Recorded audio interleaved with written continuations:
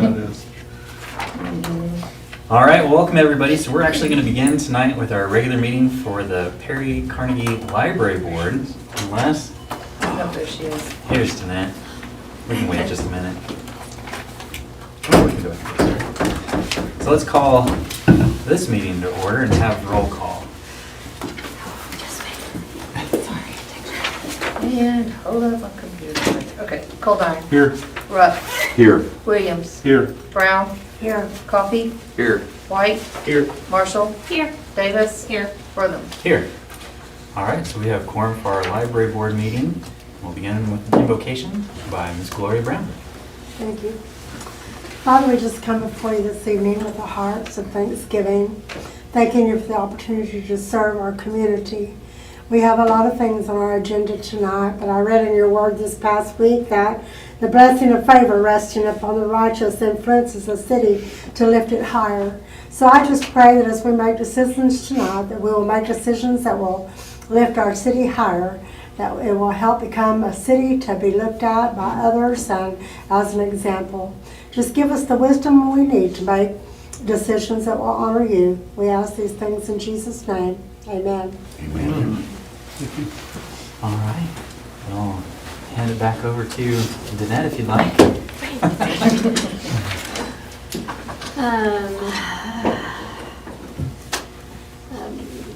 The motion to approve the consent agenda? So Or moved. if we have a consent agenda, approve minutes and all that. Second. Okay, thank you. Coldine. Yes. Ruff. Yes. Williams. Yes. Brown? Yes. Coffee. Yes. White. Yes. Marshall. Yes. Davis. Yes. Wortham. Yes. Any comments from those assembled for the library board meeting? Anyone? We expanded the age range for our after-school program to allow ages 6 to 11 to attend, and attendance has improved dramatically. The after-school program is on Mondays at 3:30. She does a lot of fun stuff with the kids. October 10th was a busy day. We passed our annual fire sprinkler inspection. The building is large enough that we don't have occupancy without sprinklers. The 7th Street handicap door was repaired, the circuit board died, and a company came from OKC. New wireless access points were installed by Joel Hall. They were funded with E-rate funds and a grant from the Oklahoma Department of Libraries. They have a better reach throughout the library. The Wi-Fi signal reaches the exterior of the library and even parking in front. So if you ever drive by and someone's just sitting there, they're using our Wi-Fi. Joel also set up a place for those using the public Wi-Fi to accept our acceptable use policy. So that's sweet that even the people on Wi-Fi now have to accept that. A few months ago, we received letters from 2 inmates requesting books. The jail will only accept paperbacks, and we've dropped off some books for the inmates to help promote literacy. Savannah and I virtually attended the American Rural and Small Libraries Conference. We had until December to view the online sessions. The sessions gave us CEUs to submit to keep our certification from the Oklahoma Department of Libraries. On December 5th, we hosted an author event with Sheila Zimp and Landon Rogers. We had punch, cookies, and cheese. The authors sold and signed books. We were pleasantly surprised to see 72 in attendance. Both authors had many friends and family nearby, so the event was well attended. On December 7th, we hosted a Santa visit from 4:30 to 6 the night of the Christmas parade. Last year we hosted from 5 to 6. Next year we probably need to extend it earlier because that was very popular. We had 442 people visit the library. That was fun. There were newborn babies there. There'd be one newborn baby and like 6 adults. Take pictures. Some visitors had multiple children, parents, and grandparents. We had popcorn, apple juice, and cocoa downstairs. People really do like having an option for a climate-controlled environment before the parade starts at 6. So, that's it. And now we have the presentation by Pam Rigg, head librarian, regarding ordinance number 2024-01 concerning library theft to be considered on the city agenda. So we have, the majority of the people, they just return their items either on time or a little bit late. We have a few people that their heart isn't there, and there's one particular lady, she works, I could literally walk to the library to her place of business, and she owes us a lot of money. And we have contacted her, followed the procedures, which is first they get a text. They get text, or they get a robocall, which doesn't say their name and it doesn't say the titles of the books. They get a robocall, then they get a couple letters in the mail. I've called some of them personally, even had one of them hang up on me. But I just think there should be some accountability. So Bryce takes care of the legal part, but this is what I would like, and then Bryce can say how it would be if you all agree. I would like it so that they are basically billed for their debt legally, and then that goes to pay off their library debt. And the money would not come to the library. We get our library, we purchase our fund, or materials, through a fund which you all allocate. All the library fees and paid for books, those go straight back into the city budget, but then we would clear their record at the library. I'm looking at Bryce. Well, that isn't what the ordinance provides for. If you want to compel somebody to pay you for something they stole, you can sue them in civil court. That costs $274 to file that petition. Plus you got to serve them, which is another $50,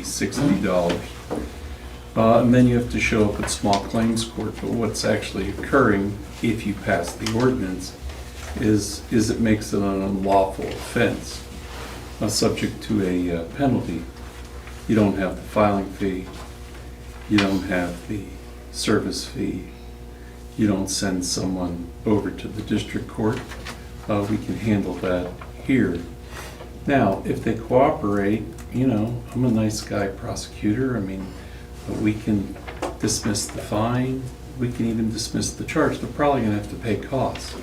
But we're definitely going to get the library books back, or we're going to get that which they owe, the fines, back. So the procedure that I suggested is local, and it's cheaper, and I believe it's more appropriate. It's something that I can handle with very little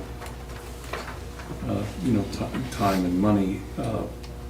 So, that's what we're doing. And of course, like all of our stuff, all of our cases in municipal court, particularly where there's restitution involved, we try to concentrate on restitution. But we have no power in our municipal court to compel anybody to do anything civilly. It has to be a criminal action. The state hasn't authorized us to do anything absent of that. Now, the restitution part is kind of a civil remedy, but it's inside a criminal case. So that's what you're being presented with. But that's during the city council meeting. The library board has no authority. You can discuss it, but it has no authority to take action on that item.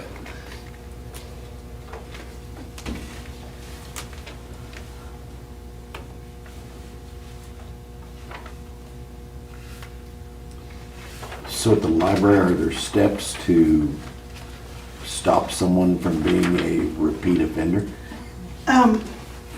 So once they owe us less than if they have a billed book, then they can no longer use the computers or check out anything, or an overdue material. Once their card, they owe us like $5 in fines, they can no longer use the library computers. That has become less of a deterrent as more people have computers and Wi-Fi at home. So once they pay their debt, their record's clear, and then they can start over. There are some people where every summer they check out materials with their kids and they return them the following summer. So we would like, whenever they check out a brand new children's book and it's popular, in a year it's not so new and it might not be so popular. We would just like them back then. And we're even doing auto renewals, one auto renewal. So if a book checks out for 2 weeks, it will get an auto renewal for another 2 weeks. And then it goes through all the steps. You know, they can say they want texts. They can say they want emails. They do get a robocall. They do get 2 written overdue notices. Then they get a bill. So they have a lot of reminders, many reminders. How long does that process take to do all those? 60 days. And then they are turned over to a collection agency. And most people, the collection agency will work. A small percentage it won't. It's a library collection agency. So we have a circulation system that's specifically made for libraries. The collection agency is specifically made for libraries. When it hits 60 days, the collection agency picks it up and we don't even have to do anything. And that's fair, because I don't want to say, oh, Derek Coldine's my favorite. We're not going to send him to collections. But, you know, one of you. It's very good. Who's the one that's not your favorite? That's what we want to know. But the majority of the people return items. But I think, you know, I don't have names on your sheets, but I do have library card numbers and I do have amounts. And some of those are a lot of money. Is this like 13 books, or is this a total of? That one family has 13 books out. So once they get past that $5 mark, are they not allowed to check books out? Or is there- Once they are over $5, or they have billed items. So $5 and 1 penny in fines will shut them off. From checking out books? Mm-hmm. Okay, not just computers, but everything. Yes, it will stop them from checking the books.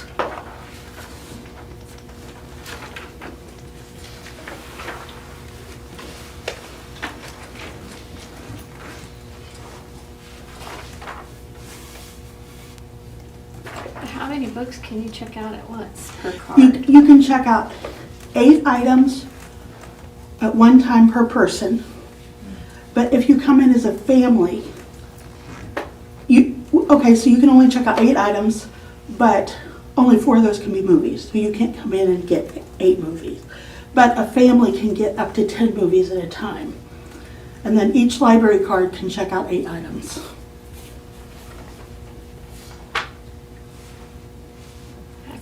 Is that pretty common, or could that number be adjusted some and help this problem? That wouldn't be popular. There are a lot of people that have kids, and they will come in and they will get a sack of books. And they're regular patrons, and they read them and they return them. Okay. And I grew up in a huge library system in Missouri. They hired me when I was 20. I grew up there. They literally don't have a limit. And I know we can't play by the big dogs, because we can't take the financial loss when they don't return them.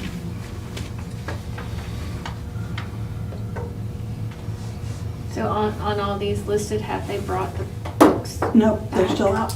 All of these books are still out. All those are still out.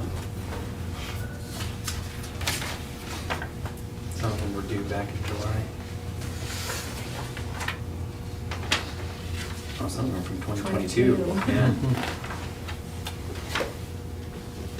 We have a lot more going way farther back, but it wouldn't be my plan to go way far back. Right.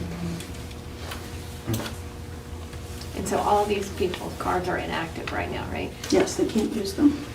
That also blocks them from using Overdrive, the virtual library where you check out books.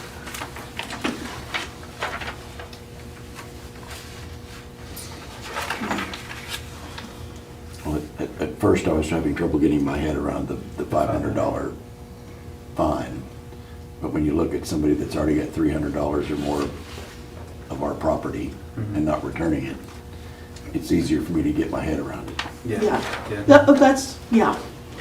And I had talked to Bryce about this, and Bryce said, I'm not going to try to speak for Bryce again. Oh, I already said, if they bring it back, we're gonna.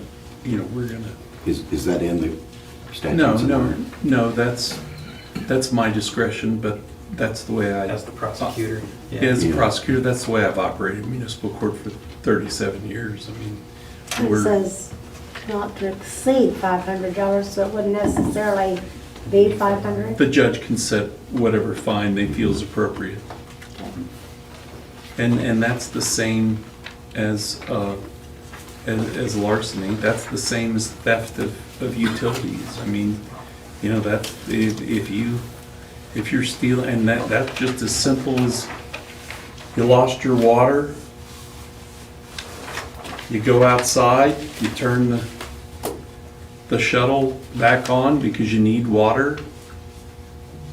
That's theft of utilities, that's $500. You don't steal from my client. That's the maximum that we can charge without a jury trial.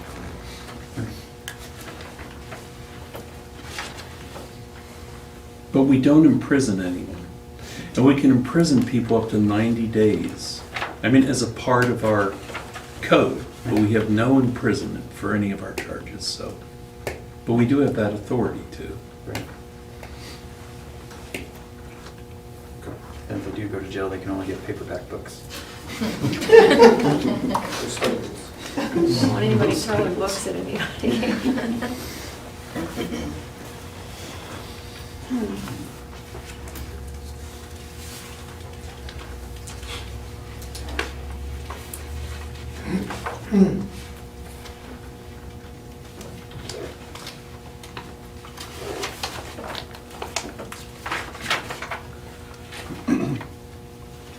And so if they never bring these books back, right now they're at collections, right? We eventually delete the books. And if it's, like, someone has one of our, we'll actually have two of our Stephen King books out. One of them has a hold. Someone's been waiting 6 or more months for that Stephen King book to be returned. Those are Christie's favorite, you don't need. A couple years ago, we used grant funding to buy these really cool books where, remember when we were little, you had to put the record on and you turn the pages? It's built into the book and it reads it to them. Those books are expensive when we use grant funding. I think 3 of those are on the list. One family has 2 and one family has 1. So a lot of times they're getting the good stuff. They're getting the nice new stuff. You mentioned that one client owed a lot of money. Mhm. What amount of money can you say that she owes? Oh, $311.31. 311.31 I'm cents. sorry. Okay, over Now, is that just in $300. fines, or is No. that the cost of? that would be, sorry, don't mean to creep that. So it would be the cost of materials plus $250 a piece in fines for each book or movie, and then $10 in a collection fee. And if they check them out in 3 different cards, it might be 3 $10 collection fees.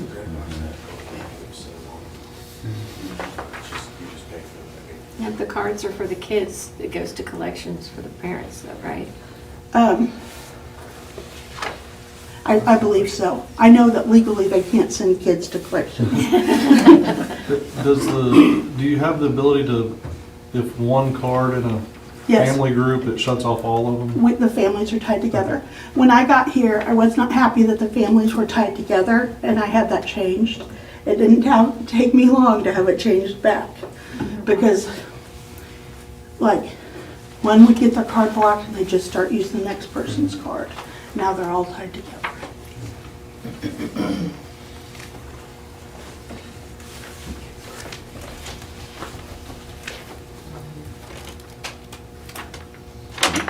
Well, What power do we have to collect the $500 or less fine?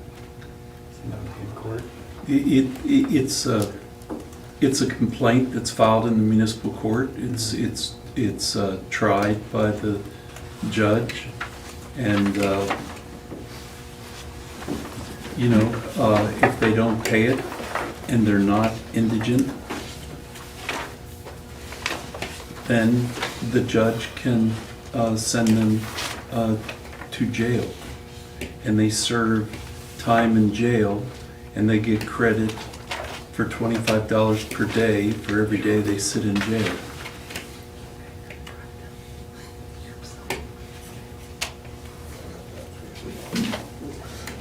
This isn't. So no system is perfect, you know. As you know, if somebody gets over on you and they don't want to pay, you know, it's difficult if they have nothing Yeah. to make them pay, you know.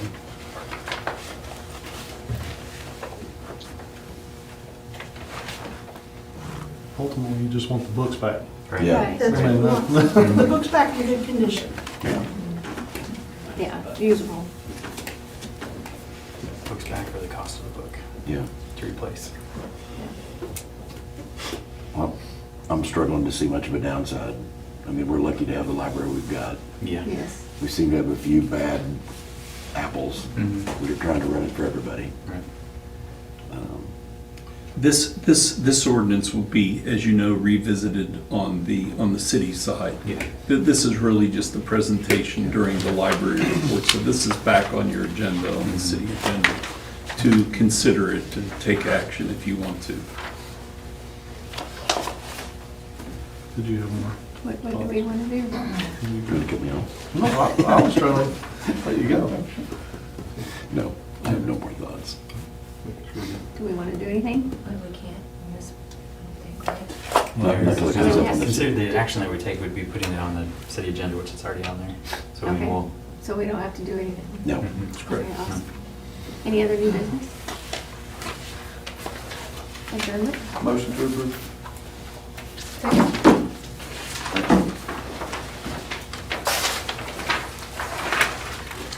All right, Goldar, Yes. Rock, Yes. Williams, Yes. Brown, Yes. Coffee, Yes. White, Yes. Marshall, Yes. Davis, Yes. Wortham. Yes. Okay, so now we'll be moving into our regular meeting for the City Council of the City of Perry, January 16th, 2024. So let's go ahead and call this meeting to order and begin with roll call. When you're ready, Christie.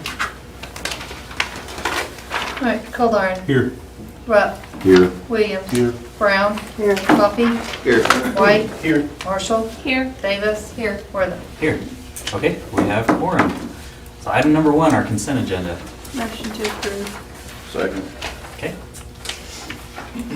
Roll call when you're ready. Coffee, oh, excuse me, Goldar. I can Yes. read. Rupp, Yes. Williams, Yes. Brown, Yes. Coffee, Yes. White, Yes. Marshall, Yes. Davis, yes, Wortham. Yes. Okay, item 4, citizens desiring to be heard. Is there anyone that has anything for us? You? Everybody else is on the agenda. Yes? I forgot the strategic plan, which is on the library agenda. Oh, perfect. Thank you. If they got a copy of it. Yeah, we've got copies of it. Thank you. I would like that to be voted on because I need that to apply for some grants. Well, we have to reconvene into that meeting. Yes. So with that, to do that, we would have to have a motion to recess. Motion to recess. Second. And go back into my room. Just really messed up. So we'll let Christie get that set up. She'll have to have roll call for that recess. Sorry, Christie. And then Annette, you'll have to bring this back into the library board meeting. Because I didn't have my head on straight.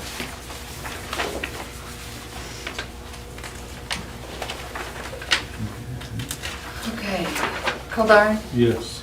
Rupp, Yes. Williams, Yes. Brown, Yes. Coffee, Yes. White, Yes. Marshall, Yes. Davis, yes, Wortham. Yes. Call the library board meeting into another set, back into session at 6:39. Roll call. Do we do roll call? Okay, I'm sorry. No, you're good. I just gotta tell myself what I'm doing here, so I don't know what I'm doing. Okay. Goldar, I believe that's still a yes. okay. Rupp, Yes. Williams, Yes. Brown, Yes. Coffee, Yes. White, Yes. Marshall, Yeah. Davis, Yes. Wortham. Yes. Okay. Okay, we need to, huh? Pam needs to present the strategic plan for October 2023 strategic plan. So So- that we can We, vote on it. you all have already approved the mission statement, and with the strategic plan, there's also a vision statement. We looked at a lot of other libraries' vision statement and sort of found one that we thought fitted us. We did a SWOT analysis, our strengths, weaknesses, opportunities, and threats.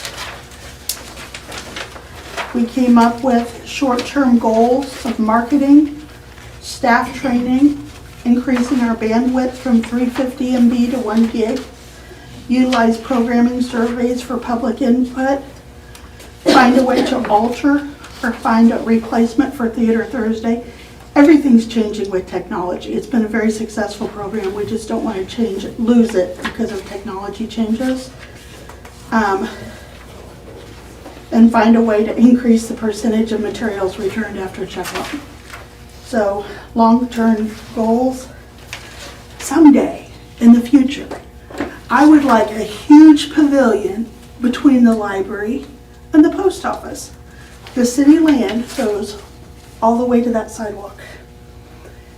And I can't believe I'm sharing this because it's sort of putting pressure on me, but that's on my someday list. I retire in 8 years. I want to get this done in 8 years. So I think COVID taught us the value of having things outside. You know, if we have a petting zoo and it's raining, or maybe sprinkling, we can still have it in the outdoor space. You know, don't want tables in there, don't want chairs in there, because if you're having a petting zoo, those tables and chairs would just be in the way. But we can always put tables and chairs in there, have some benches outside, make it so it could be used for so many different library events. That would, with COVID, we were doing programs back to back, like 30 or 40 at a time. If we got a large pavilion, we could have a lot of kids or a lot of adults at once. So whenever I'm looking at grant opportunities, they talk about your strategic plan. Well, we don't have one. So staff have worked hard to try to make a strategic plan. And that's my sell. Is there anything we need to do with your strategic plan? You just need to approve it. So I can say approved by the library board. Okay, so you have a motion to approve the library's strategic plan. Motion to approve the library's strategic plan of October 23 as presented. Second. Thank you. Goldar. Yes. Rupp. Yes. Williams. Yes. Brown. Yes. Coffee. Yes. White. Yes. Marshall. Yes. Davis. Yes. Wortham. Yes. Motion to adjourn. Yeah. Wait, So moved. so, Sorry. I thought you made the motion, but you can't. No. Okay, Goldar. Yes. Rupp. Yes. Williams. Yes. Brown. Yes. Coffee. Yes. White. Yes. Marshall. Marshall. Davis. Yes. And Wortham. Yes. You can make a motion to reconvene, you don't need another roll call. Motion to reconvene. second. Okay. Welcome back. Let's see. We were, let's see, item number 4, citizen desire to be heard. I don't believe I know everybody's here about an item on the agenda that we will get to here in a little bit. So I'll move right along to item number 5, proclamations, commendations, reports, and inquiries by the governing body. Do you have any proclamations or commendations, Christie? Not this time, though. No? All right, council reports. Ward 1, Adam Forrest. I've heard quite a few people voicing their concerns on this, finding a city manager. That's about all I've heard. Okay. We're getting there. Yeah. Our executive session, We what are. we're talking about tonight. All right, Ward 2. So this is no surprise when I say this, but it seems like we've had other issues as far as the neighborhood that's on Coffee. I mean, as far as, property lines or what you can do there, or how complicated it is to get anything done as far as to move a shop in or to put a fence in or to, cause there's another person that lives on Coffee right now that they want to put a fence in. And they've applied for it. But then when it comes to code enforcement looks at the maps and says, well, I don't know what any of these lines are, so I can't do anything for you. Even though we have things that state, I mean, we know how far away from the center of the road he can be. I mean, it just seems like everything on Coffee is always complicated. Either lines blur together and so you can't put something here, or in this case, we don't know if you can put a fence up or not, even though, because what I think code enforcement really wants from him, since code enforcement can't figure out where the lines are, is, well, we kind of need you to do a survey now. Well, the survey costs $1,500. So I don't think it's fair to, I mean, it just seems like people that live in that area have to fight tooth and nail to get anything done when it's already on property that they paid for. And we make it really complicated.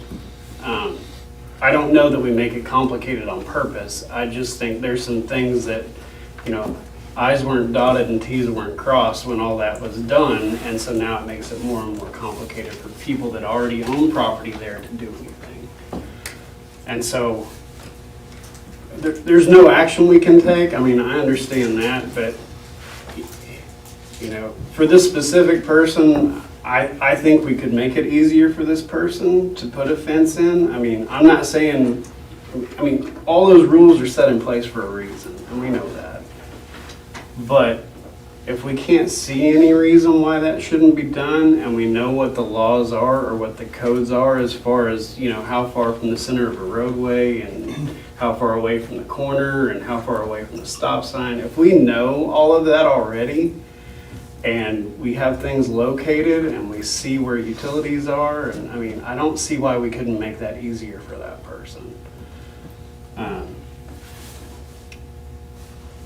And I probably wouldn't bring it up, it just seems like every time something on Coffee is brought up, it's heck to get it done.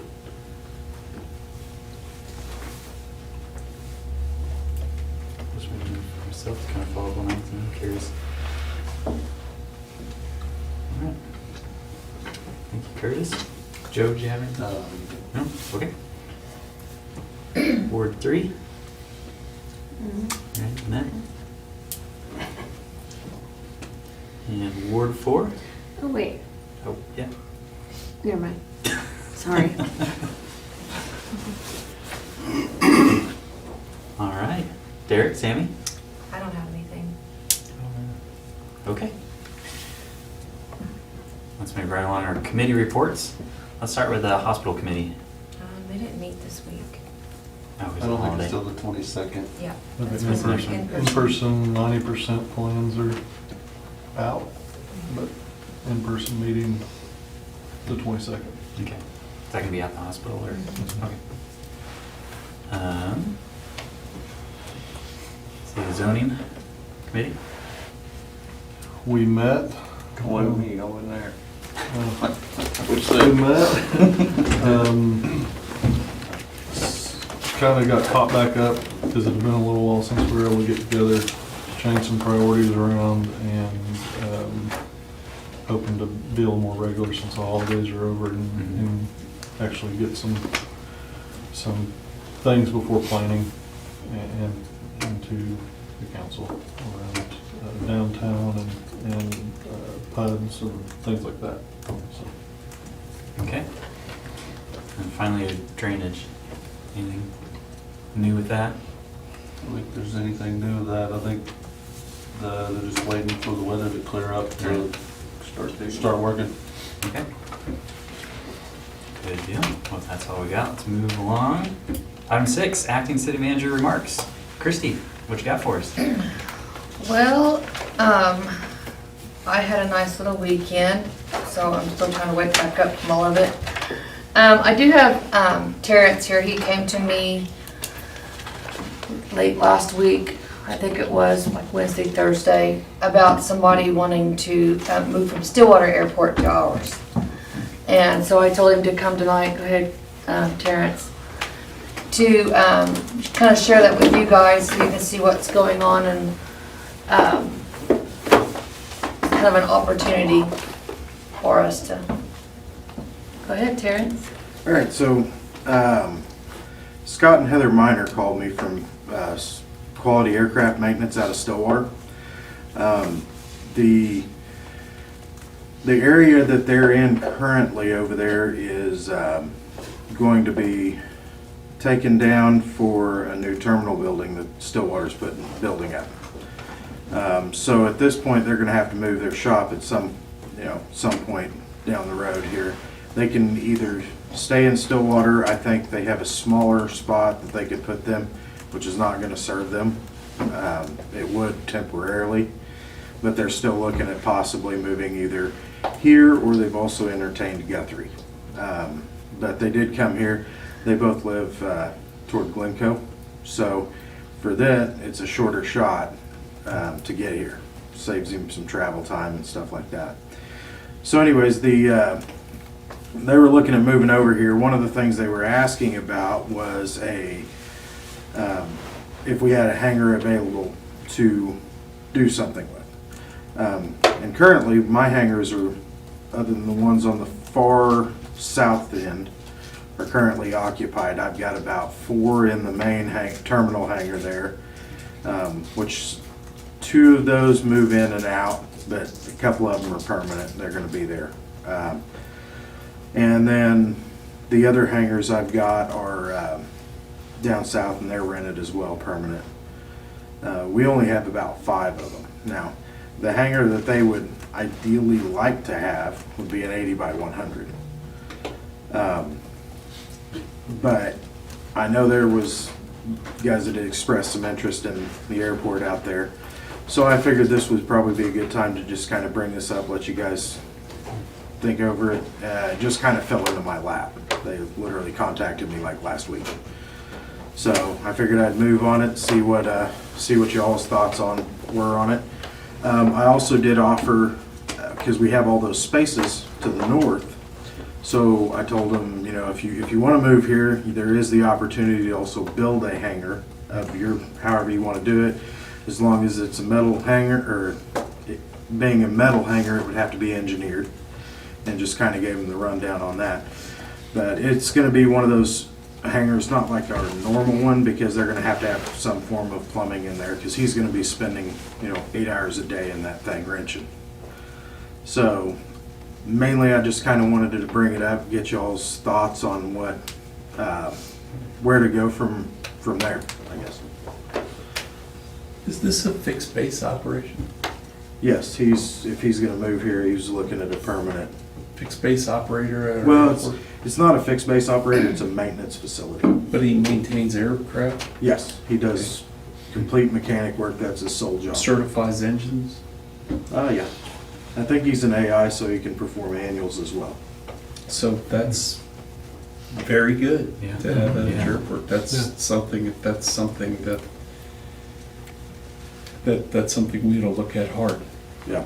And we have some funding possibly available for building some hangars. We have some coming down the pipe. That's an AIG fund from the FAA. I've got stuff on the setup for that, but that won't be for probably 3 years before we ever see that. I can shuffle stuff around. My next project was our lighting project, because it's past its 20-year lifespan, and getting more complicated parts for the lighting is getting difficult. So one of my reels is permanently down because of that. I can't find parts even on eBay for the thing. So I put that on the agenda, but on my 5-year outlook plan, but it can be shuffled around, but we're still looking at about 25 before anything can even happen. Did they say what their timeline is? Well, they have it wasn't completely set in stone because they were still kind of in the looking phase of it. They just looked here because it was close and they were like, yeah, that would be nice. They have the opportunity to stay in Stillwater for another year if there was something they could move into here within that next year. Because they'll go into a contract with Stillwater and they're going to do it a year-to-year basis. So they're looking at that. Unless something changes with Stillwater, which very well could, you know, they could get bumped out of that and they may have to go to wherever there's an open hangar, someplace. But nice thing about maintenance is everybody's there, but you also start pulling planes in from other locations. Right. I mean, he's got a base in Stillwater that he works on several airplanes over there. Well, they fly over here, so they're probably gonna get fuel and probably need some overnight storage, so. No, it's a good thing. I like this. I like this a lot. Today, though, it would take a building. Right. Essentially. Which is what we don't have. Yeah. Right. Yeah, we have a total of 5. There's about 23 based aircraft out there. Most of the buildings are privately owned, which is actually kind of a nice thing because it puts the owner to have to maintain it. You know, that's off our back. But, you know, if we had more, we can also draw income. Right. Hangars, as you guys saw when you were out there, they're glorified garages for the most part. Even at a max, they're going to have a little bit of plumbing in there, which is going to be offset to the side and easily maintained. But yeah, that opportunity just kind of dropped in my lap, so I was like, yeah, I should probably bring this up. When do you talk to them again? Probably I'll give them a holler later this week would be a good time. I can, just to give them a heads up that we'd, you know, what you guys were feeling and go from there. Yeah, if they'd like to come in and, I mean, even talk to us, Okay. Yeah, definitely. I'd entertain that. Cool. Absolutely. All right. So yeah, that's what I had on that, so. Thank you all. Yeah, thank you. Thank you. That's good news. Thought something to give myself, so I thought, where's Ricky? That's council now. And that's all I really had at this time, and things are kind of, it's cold. I know the water department was working pretty heavy this weekend. And I don't know, all I can say is having the brain of a city manager is not good when you're trying to be on vacation. It's not easy to shut off. I was trying to relax and all I could think of was how Antlers could make more money. So, you know, but it was a nice little vacation and trying to get back to it, so. But that's all I had right now was Terrence's. I thought that was a pretty good presentation to bring to that, so. Yeah, thank you. Thank you. All right. Item 7, CFO report. What you got for us, Meredith? So you got Russ twice last month, so you get me once. All right, December financials. Halfway through the fiscal year. Some say thank goodness, I say please not yet. Cash up about 1% from where we were last month. It's a little over $112,000. As far as cash on hand, in our general fund for unrestricted cash, we have a little over 7 months on hand. And our PMA, we have about 10 months on hand. So pretty good cash position this time of year, especially going into the seasonality of electricity and water not being used as much. It's nice to have a little bit of a cushion built up, which is good. General fund itself, a couple of highlights I'm going to quickly go through. Interest income. I know you'll have been watching it. I don't know if Russ has talked about it when he's talked through financials. In the month of December, we had a couple of CDs come due. We get things paid, you know, kind of on that annual basis, calendar year basis. $35,000 in the month of December in interest income. That was about 47% of our budget. You all do get the CD report, and just so you know, our weighted average interest rates on CDs is 5.1%. Not nice? Sounds pretty good. Hotel revenue was up in the month of December. Holiday travel, I think, helped with that. It was up about 4% from what we normally expect this time of year. And the fire department got a grant and got their grant money, state grant money in the month of December, so that was good. Sales tax and use tax were trending down.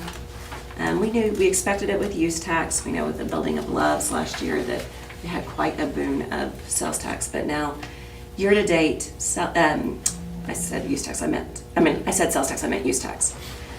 Use tax is down about 45% year-to-date, sales tax about 10%. We expected those fluctuations and so budgeted for them accordingly. So when you look at budget to actuals, it's trending properly, but overall, we're down about 19% of budget when compared to last year on both sales and use tax. Just kind of a comparison to keep in your head. PMA-wise, two things, penalty revenues in the month of December was down from our average, which was nice to see. Average about $9,000 a month in penalties. We were down around $7,500, which was good. So people are able to pay their bills. Usually expected to see kind of spike this time of year. People spend all their money on Christmas, preparing, that sort of stuff. Bills aren't always, utility bills aren't always the top of their priority. So it was nice to see that down. Now it may spike next month, but.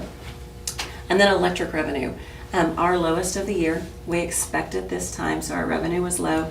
And correspondingly, our OMPA bill was low as well. So both of those hit their low in the month of December. But overall, halfway through the year, some things we want to be watching for, but pretty much on track with the budget, expense-wise for sure. Great. Any questions for Meredith?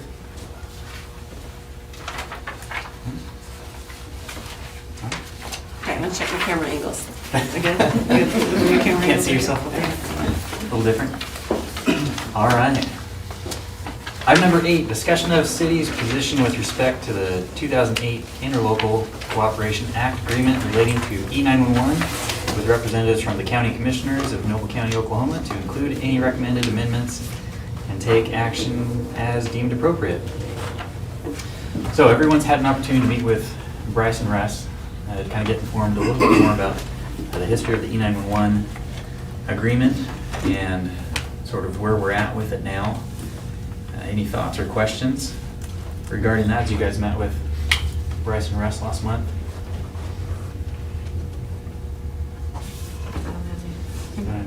We even have Commissioner Keenholz here with us and his crew as well. If anybody has any questions for him. So I've kind of talked to people from both sides, but I'd really like to hear it from the county side. You know, first of all, after 15 years, what spurred it, and then not only what kind of triggered this to happen, but you know, when you met with us this first time, you would mention what you all would do or what that partnership would be or how much money you would throw in. But I just want to know in game what's really in it for you and why, not just how much money are we going to toss in and why. And the only thing that's in it for the county is to provide a better service. That's it. a better service than we have now. Yes. With the next gen 911, we recognize that that's going to create a burden for you all. Because you're going to have to go to that. You're going to have to go to that technology that is mandated. And we know that's coming. We want to provide the best service we possibly can. So, and to be fair, I got some concerns on our side too, and I'm going to mention that. I mean, there's no benefit to the county. Okay, I still struggle though, when you say that, if that's something we already take care of, why couldn't we take care of that? You could, but you're providing that service for us as well, for the sheriff's department, for the rural fire departments. We just wanted to be a partner in it. That was it. Okay. And one of the things that was brought up last time this was brought up or talked about, you know, just like when Jimmy, you mentioned, you know, they go off of a map in the fire department. I kind of see that. Why did management not ever bring that to us and say, hey, we need that updated? And maybe it was, maybe it didn't make it to us, but that's stuff that we don't know.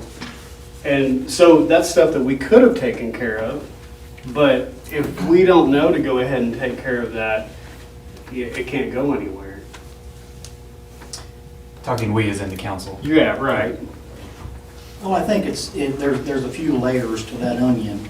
I think the biggest part is, we've always had, and I don't mean this in a bad way, but we've always had, you know, old firemen become chiefs, and they've run off that map, but things have changed now. You know, back in the day, that map, there wasn't any new private roads being built, and there wasn't any, you know, it is what it was. You know, the map was pretty reliable for the technology. And then you get chiefs that just don't want to bring it to the powers to be to get turned down, when that's how we've done it for 20 years. What's wrong with that handwritten map? But technology has progressed to the point now where they should be able to get in the ambulance, open a laptop, and get pinpointed. So to answer why it hasn't been brought up, I don't know that it hasn't been way before our time. I don't know. I can't speak to that. Because when you said that, I mean, I was like, well, why hadn't that ever been brought up? Why wouldn't we do that already? Because you're right. I mean, technology, it changes every day, and we're still going off of a map and going, well, I think we gotta go. And you look at the faces of the fire department, they're not what they used to be. Right. They're not the local kids that sign on to the fire department that's been in Noble County their whole life. I don't know half of those guys down there. And they're all come from different places. And if they go look at a paper drawn map that's got a handwritten private road drawn up here, they don't know where blind sections are. So they're only as good as that map is. So that, I can't answer the question why it hasn't been brought up, because I don't know that it hasn't been at some point. I just use that as an example of how we could do better. That's what we can do better with the money that's coming in, is to fix the technology. Well, that's really a city thing, not a 911. Well, the reason it was brought up last time is because when they mentioned the funding, that was part of something that they considered to be, something that they looked at and said, well, maybe if we were getting the funding from that, in some way, that's something that would have been improved, and that's why it was brought up last time. So I'm not bringing it up as, as a process that needs changed or whatever. I'm just saying that's one of the things that was brought up last time, that they brought the presentation to us. And I always speak my mind here, and people like it and people don't like it, but I don't think I would be fair to either side if I didn't say, and this is hard for me because I don't want to say it, but to be fair, Joe, you get your bread and butter from the county. You're paid by the county. And so I think your input on this is a real conflict. And I'm not saying that as a bad thing. I'm just saying when you get, after taxes, you get a $60-something check from the city, but you feed your family off the county. And so that puts you in the middle. And it makes me wonder sometimes. Not because of anything said, not because of anything done, but I see that as a conflict. And I wouldn't be fair if I didn't bring that up. I'd like to say something to that. Perry is Noble County. We're the Noble County seat. It's all one entity. The reason we're in this mess is we've got new county commissioners, we've got new council people. The board for 911 was not meeting in the last 5 years, so they're trying to bring it back to a place where it's meeting and it's functioning. And I could not find my notes tonight, but I read the state statute, and to me it's as clear as a bell that the E911 board is supposed to function and take care of the funding and the decisions that are made by E911. It's not us, it's them. Well, and I guess... I don't understand where it's ever gotten to the place that it is now. Right, and I don't either. And I think partnership is probably more important than the money. Well, but I look at it, this is really, if you really want to boil this down, I don't see why either side is really allowed to designate it one way or the other. I don't understand why this isn't a people vote. I mean, it's the people's money. That's how the statute's written. I mean, and I just think when you got people voting either way, I mean, that's a hard thing to be in the middle of that. Whether it's right, wrong, whatever, I mean, you're stuck in the middle with that. And when you're feeding your family off of one side and you're not on the other, to me, that makes a conflict. And I may not be right, and like I said, it wasn't meant as a bad thing, and I knew it would ruffle some feathers, but I wouldn't be fair if I didn't mention it. And I'm not the only one that thinks that. So if they want me to mention it, I'm gonna mention it. It's not Joe's decision by itself. Well, it's not my decision, and I'll just say, you know, not only do I work for the county, I've been a volunteer fireman for almost 30 years. And for Noble County to be kind of sort of unique in the way that all of our emergency responders work together. For the, you know, and the city and the county in that aspect work really well together, and it benefits the citizens of Perry as well as Noble County. So for us to link together to provide a service in unison is, you can't match that. I mean, if you go talk to other departments and agencies around the state that have separate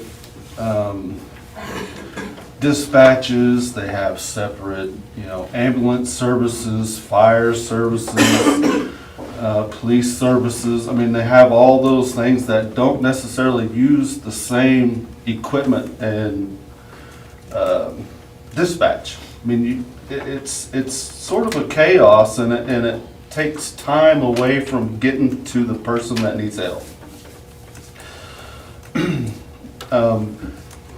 And you know, to me, getting my bread and butter from the county, I've only worked there for 3 years.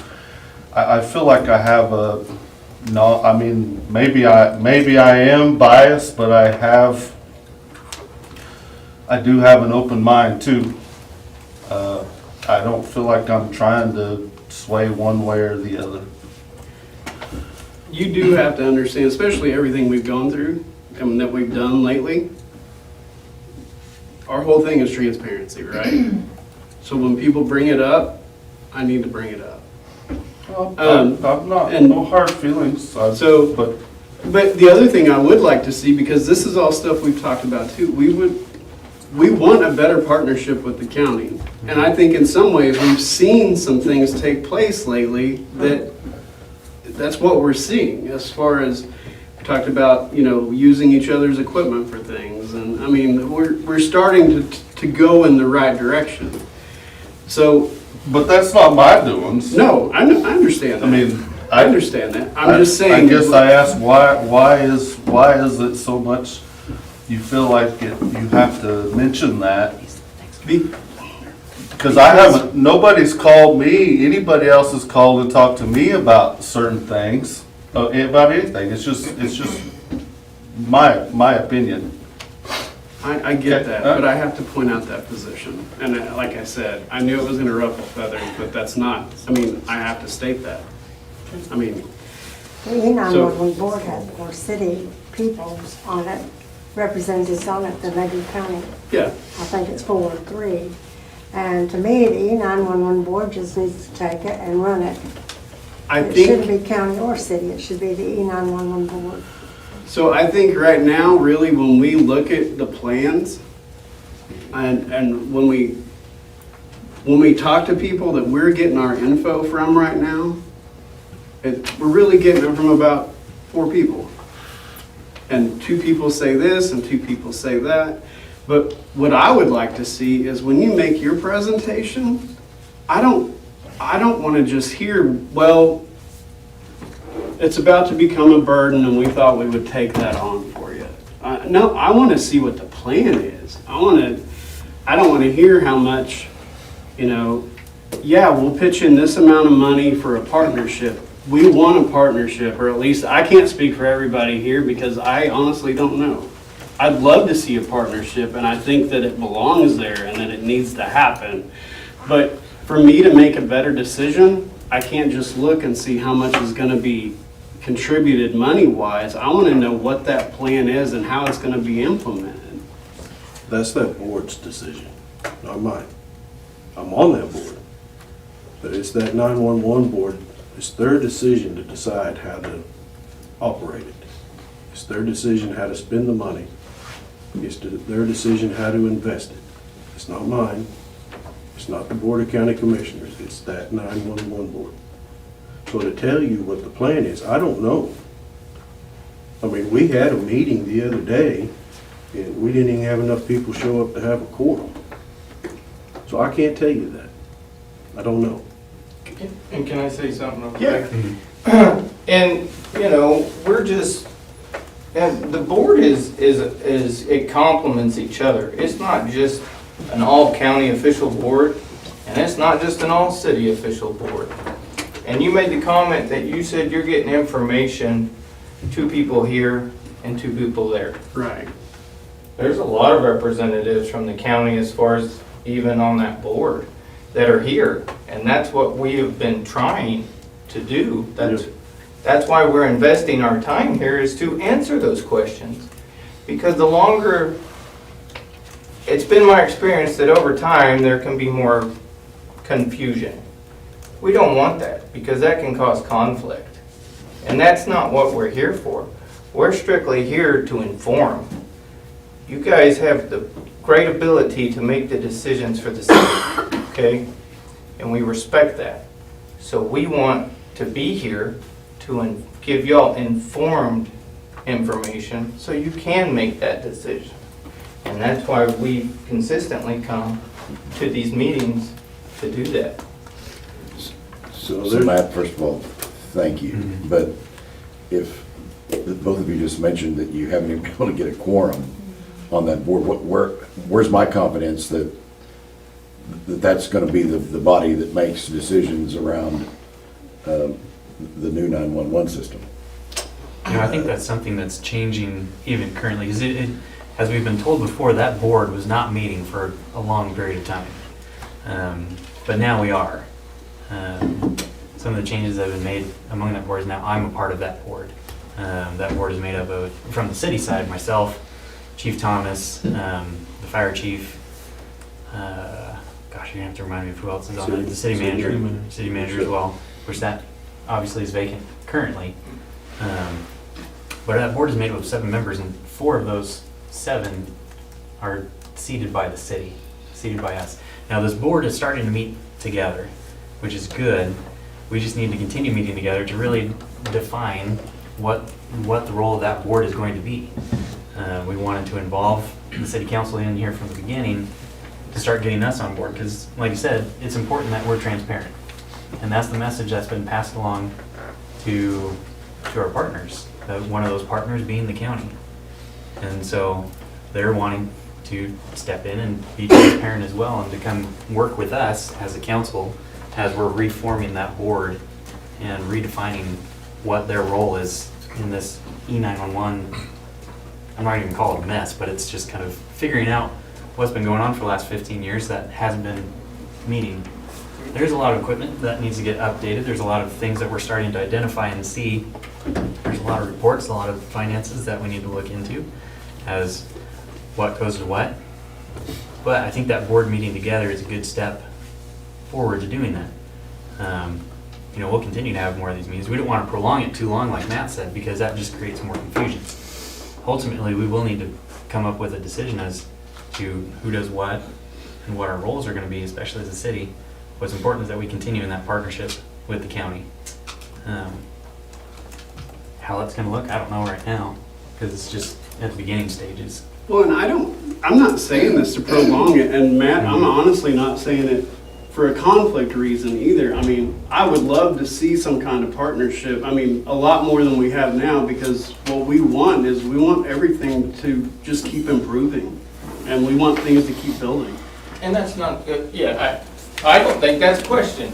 I think one of the greatest things right now, that the time that we have with the council and, county government, and I hate to even separate the two, because we're all citizens here in Georgia Right. County. We all live in the same spot. Right. And it's in this noble county, okay?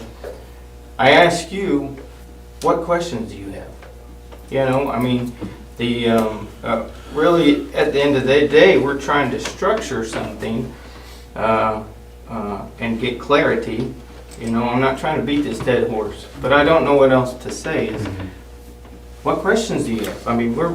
We're literally here to help. What would you like to know? And I think that's why I'm struggling with, I don't know what direction I want to go. And the reason I'm struggling with that is we don't know what direction you all want to go with this. Look, when you say direction, I guess I get confused as far as, what, you say you don't know what direction you want to go. The direction we all want to go is to improve the E911. Right? Right. That's pretty simple. Now, to get there, what it appears, according to statute, and what we're seeing is that that there's got to be a board created. Now, you create that board, you can devise those funds, and correct me if I'm wrong, if I get off base at any point. Those funds can go either towards the city, and the city can create their own dispatch, or the county can. We're not trying to get that division. We're trying to keep it together so all those funds can stay the same and communicate in the same dynamic. As far as not having another a dispatch for the city or a dispatch for the county. I believe, like Joe had said, that would just delay response, which nobody wants a delayed response when you call 911. There was some stuff that, as we've dove into this, there's some more major things that need updated as far as towers. And whenever you call 911, those towers have to be identified. And so they don't say, when somebody called 911 and they were just right by Sooners Corner, we had a car fire, 2 juveniles. Somebody called 911. Well, that went to Enid. The lady in Enid's like, I don't know what you're talking about, right? Well, there has to be an upkeep and with a lot of data from cell towers that when you call 911, it comes to the right location. And again, I'm no specialist in this, but this is some of the general information that I've gathered through us going through this process. Well, there's new, not equipment that will make sure, and then I think with part of Amanda's position, the way I understand it, is to help make sure that stays updated so that we don't run into those problems. Because and the way I look at everything is, what if it's my family? Okay? And if you call 911 and it's taking you to Enid, it's delayed response for what could be care for my family. Okay? So, I don't know where I was really going with that. I'm just trying to answer and give a whole dynamic of what some of the 911 stuff is. So is it true the upgrades that you were talking about, you were referring to the next gen upgrades? So the next gen upgrades is just a whole, I'm not exactly sure, to be 100% honest, with the specifics of it. I'm just talking about some of the things and obstacles that we uncovered as we start to get this board back together. And I don't know if that would incorporate part of the next gen or if it's not. I guess that's, We just did that. For the brand for the well, same that's the software side of it, yeah, and the update, the tower. maintenance portion of keeping it updated is what, that's the other part he was talking about, but the physical hardware, that's why I'm asking is, have you identified things that hardware has not been upkept other than what's required, or are you saying, are we talking about the next gen The equipment? upgrades? Well, is so what I'm trying to get to. it was mildly explained to me was some of the stuff, in my understanding, hasn't been updated in almost 8 years. So we know that the way anything that hasn't been updated in 8 years is going to have some problems. with the way that everything is nowadays, okay? So when I said, okay, so what does that mean? The response to me was that you get a ping, okay? Say if you can't tell where your location is, okay? You're knocked unconscious or in a car wreck. The phone or your device, whatever, the computers will ping that. Well, now it's about a 2 to 3 ping process. Again, this is my ignorance speaking, but they said with updates, it becomes a 1 ping process. Am I explaining that as best I can? It's a quicker locate, for Just lack of a better. response. Right. Yes. And that's equipment on our end? That needs to get updated? It's just 911 equipment. That's what, but that was, yes, told to me from dispatch areas.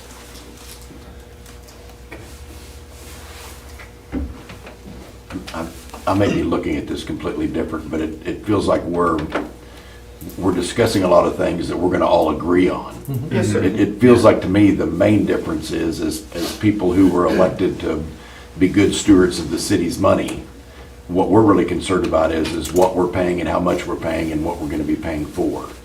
And it didn't feel like to me, in any of the discussions we've had so far, that it was really clear why those dollar amounts were changing, how that compared to what the county was putting in. I think that's where the rub is. It's not that we don't want 911 service, or that we don't want, I mean, we are Noble County. How we split it 50/50? I mean, I have trouble even talking about a partnership because I can't be a partner with myself because I am Noble County. I agree. Right. So, I mean, I think what we really need to understand better is what is the city going to be billed? How are we billed? What is it for? And how does that board control that going forward? Does that make sense? And maybe that's my fault for saying it the way I did, but when I say a change of direction, or I'm really just thinking about, you know, like I already mentioned, you all have mentioned, you know, what you're willing to put in. But if after 15 years, we get a change that this big, I just assume that there's already a plan to take that to a different level or in another direction that we haven't, or else why else would we want to change it? And so when I think of all that, it's like I said already, I think that the partnership that'd be awesome. I mean, I don't think anyone here would even argue that. What is it actually going to do? Like, by changing that, what is it actually going to do? What is the long-term plan? And when I ask what that plan is, you know, even just now, we're hearing, well, we don't know what that plan is. But what I would like to hear is just details of how it would make it better, or, you know, just long-term, what are we looking at and why would we want to change it? So I think the issue that I keep hearing is who's going to handle the money. And the city wants to keep the money in the treasurer. The state thing that I read, got a hold of, said the E911 board is supposed to handle the funds. And then, but we have city employees that are hired as dispatchers. And so how will that affect their insurance? How will that affect, there's just so many, it seems like there's just so many little things that need to be worked out in detail so that a total plan can be presented that's going to cover all those little things like that. What happens to the city employees if the E911 board is handling the money instead of the city? You know, what will happen to their insurance? What will happen to all the benefits they have working for the city? So that was one issue that kind of concerned me when I talked with Bryce. But the state statute to me clearly said that they're supposed to take care of it. So to me, this E911 board, which has city and county together, need to come together and look at all issues of that and revamp the whole thing. And then Mr. Mayor, present it to us. could- So that all these things are covered. Could I move to advance a few points, but see what, because we're talking about what can we agree on, okay? And since there's lots of folks here and both sides are represented, let's talk about what we can agree on. Number one, we were gonna set up separate dispatches. That's a fact, Originally? originally. We were both very upset at each other.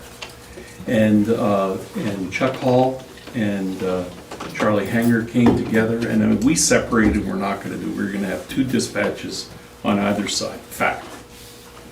We came together and put together this agreement, fact. It's before the jail was built, and we were interested in access to jail funds. Fact. The police department did not want this deal. Fact. That's our police department. The city manager was fired over this deal. That's a fact. We did make a deal, and our deal did not have a big reference to the board. That's a fact. And it should have, and that's a fact. It talked about an audit that should be provided, but it didn't define enough what it meant by way of an audit. I think the county, once they were looking for a separate audit. Audits can cost 20 grand. We felt that we were auditing those funds. You know, there's checks that come in and there's expenses that go out. So there's a little disagreement on that. In working this out, we had an agreement and it was in place for 15 years and it worked. Folks were dispatched, I mean, it worked. But it didn't do everything that it should. Fact. It worked, people got dispatched, we didn't spend double money, and it worked, but it didn't do it as well as it could. Fact. Paper map, oh my goodness, you know, that's ridiculous. But we have since cured that. We got a grant, we didn't have to use our money, and it was a lot of money that we had to pay. And that grant's coming in, and maybe it was suggested by, I'm sure it was suggested by the county, which was great, you know. They brought to our attention, it may have been the state director brought that to our attention that we needed to do this. And we got the grant, and that's being done right now, and that's gonna be cured. Fact. We don't need the jail as much as we did now because of these new rules that they put in place. Fact.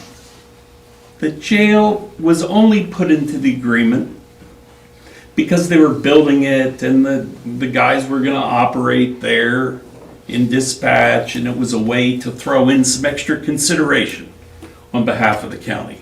I mean, that is a fact. There's now more money that's coming from the legislature that's being appropriated. It's taxes that are being appropriated for this purpose. Maybe 30% more. You know, that's a fact. The contract provides more services than just 911. That's a fact. Provide jail, reception, assisted, so they take calls not only for all the rural fire departments, but for the sheriff and for the dog catcher and for the city and all that. Those are all facts. And the fact is, I want to go back to that again, this thing worked for 15 years. Okay.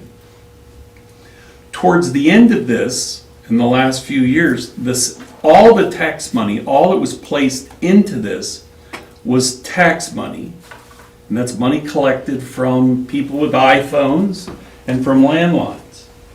That was put into this deal. A lot less landlines now, but the charge on the iPhone is going up, facts, so there's going to be more money.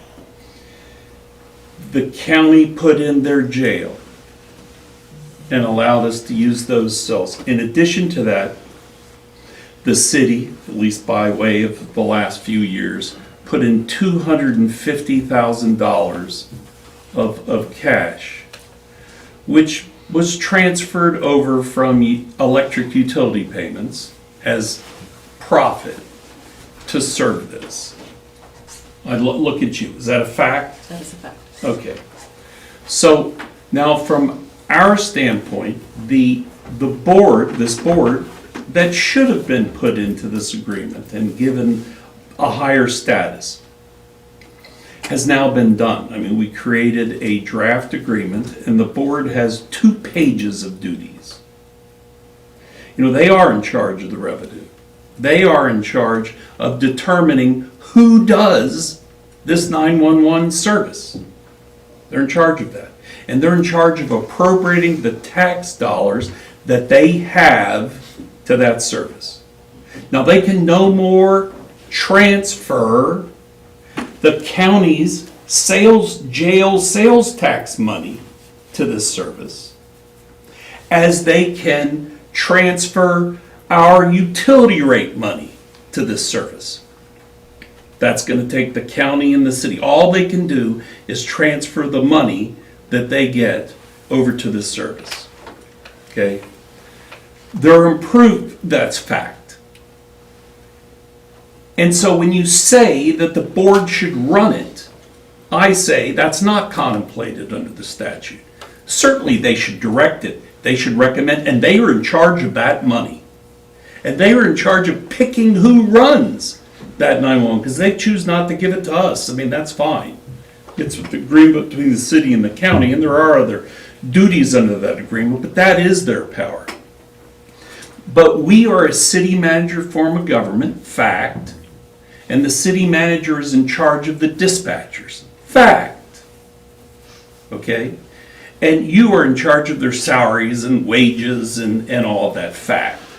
So this board can't control any of that if they're going to be, there's no way what they're in charge of. They can make recommendations, they can agree to transfer the money or not transfer the money.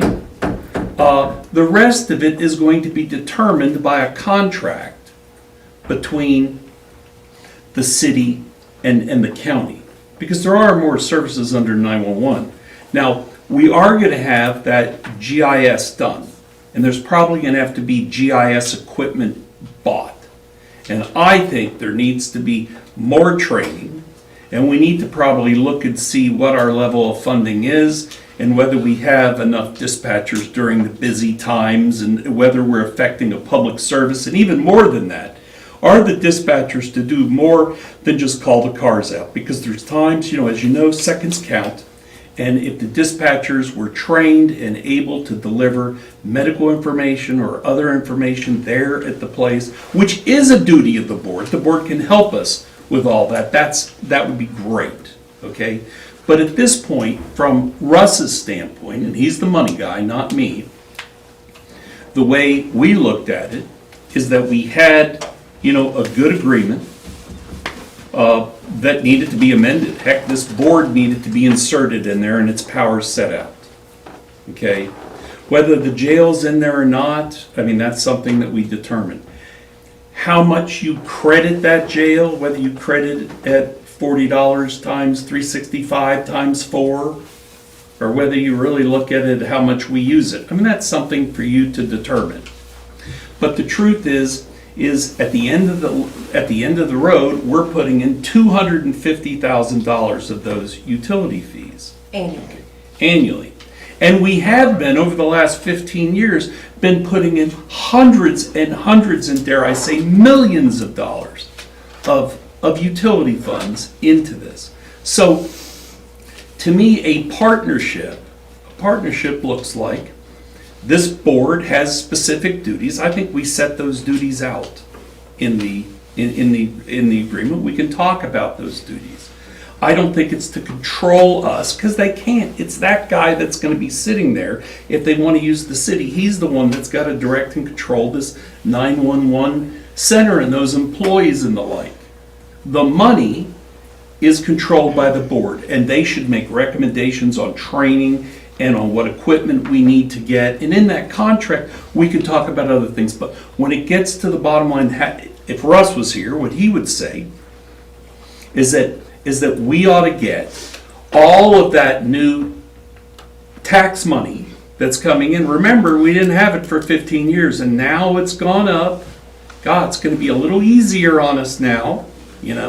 We should get all that tax money if they want us to operate it. And we ought to split in some reasonable fashion that balance. Now, you can split the reasonable fashion as they've set it out, is we think we should only pay for 2 dispatchers, or you could do it on basis of population, city, county, at that point, we would pay less, because there's more folks outside the city in the county than the population in the city. But you can use or you could talk about the number of calls that come in, and apportion it that. Or you could just say, split it down the middle, 50-50, and that way we get a little bit of savings than they do. The board have its important point. And then the only backside is, what if we divorced? Okay, because you can't commit future councils. You just can't commit them. So what if a future council decided to get divorced? Then the question is, what happens to the equipment? And what happens to our ability to levy our own tax? Because under the law, we can levy our own tax to do 911 and do what we didn't do 15 years ago, and that is not work together, which I think is a horrible idea, because I was all about let's putting this together. But there are those 2 issues. There's issues about the equipment, and then could we ever switch back that funding? So those are the whole issues. There's 2 central: control. And I would just say, from your standpoint, under your government, if we're going to run the center, we've got to control the mechanisms of the center. We've got to control the center. They can control their piece of money, the board that collects all this money, and they should assist us with training and all those things. The county should control their money under the contract, but we should control ours. So, to me, facts and reasonableness is what I'm trying to get to. If that's where we are, I think it's simple to get me and my distinguished ADA colleague together and work a document out that can meet those terms. Or if you think the percentages should be different, and if you think that a part of that funding that comes in should be reserved for equipment, that could be added. But let's remember, this has worked for 15 years. Okay, it's just that we're working off the paper map, and we probably weren't doing all the technology we could, and we probably weren't training these 911 folks quite the way we should. We maybe should have had more. We could have done a better job. But we have saved the public, I'm telling you, $350,000 a year by not running 2 dispatches. Let's remember that Kay County has 4 dispatches: Ponca, Newkirk, Tonkawa, and Blackwell. Okay, think about those numbers spent on dispatching. And they do it for different reasons. We have 1 dispatch.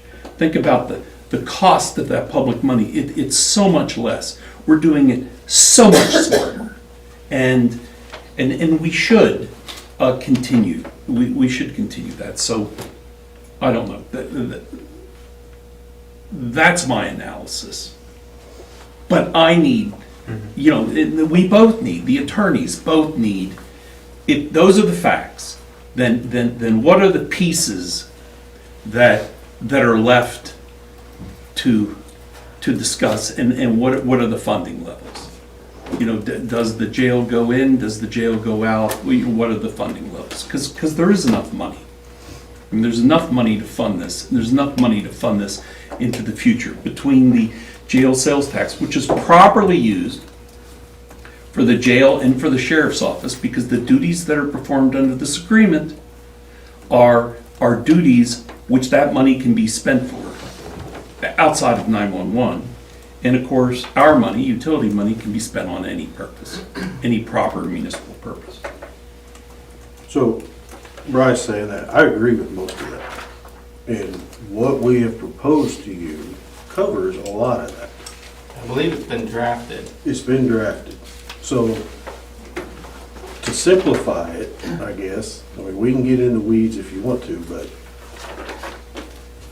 what we have proposed is the 911 board are the governing body of those tax dollars.